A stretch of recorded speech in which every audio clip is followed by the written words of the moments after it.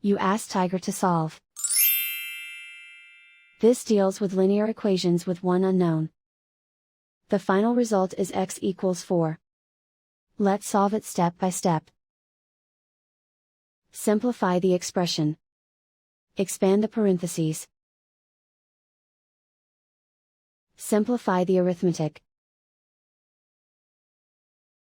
Group all constants on the right side of the equation. Add 4 to both sides. Simplify the arithmetic.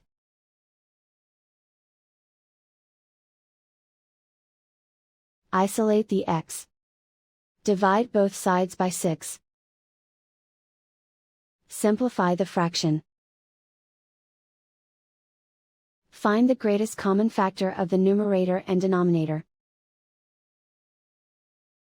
Factor out and cancel the greatest common factor. And so the final result is x equals 4.